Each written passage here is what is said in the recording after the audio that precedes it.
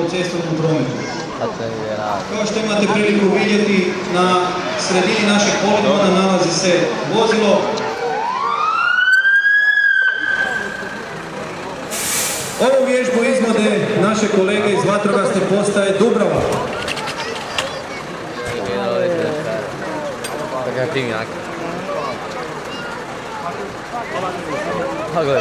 Pa morate da.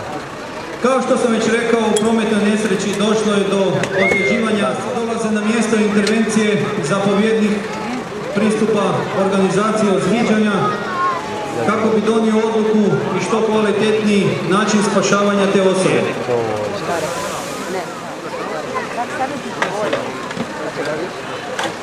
Ostali spasilački timovi koriste hidrauličke sustave. Upravo ispred vas vidite vatrogasna grupa pripremila jedan takav hidraulički sustav za spašavanje u prometnim nesrećama. Posebnim pristupit će osobi koja je ostala u vozilu.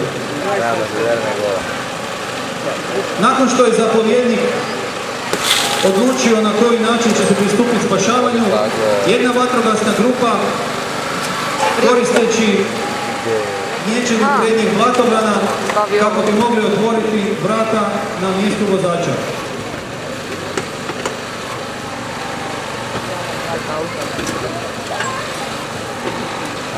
Ostali vatrogasci koji su sudionici vježbe prate događaj. Će biti potrebno bilo što da im zapovjednik. Vidite koliko je potrebno znanja, vještine, spretnosti, pa i opreza u ovakvim događajima. I zbog svega toga, ova naša vatrogasna djelatnost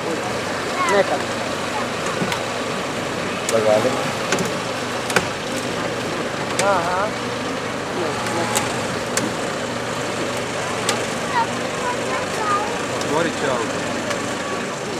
Onda je za robni možda sličiti kuće koji dobri naše ulice i moraju ga otvoriti paketi. Da moraju otvoriti način. Dobro. Da je otvorio bi bilo na stanu rađe. Dobio stanu da urađe. Skinuli su prednja vrata, nakon čega kreću znači spašavati nesrećenu osobu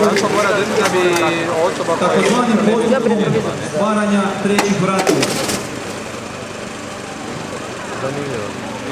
Vidite da bi mi vatrogasci uvijek bili spremni da bismo u što kraćem vremenu i što prije mogli doći do nesrećenih osoba, potreban je obuka ne samo spasilačkih alata, uvježbavanje se zapravo dogode i teške situacije u kojima jednostavno u svu brzinu, u svu rutinu, nažalost, i ne može se...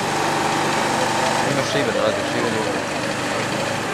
Ne, baš ne ima se vrata, dosta je.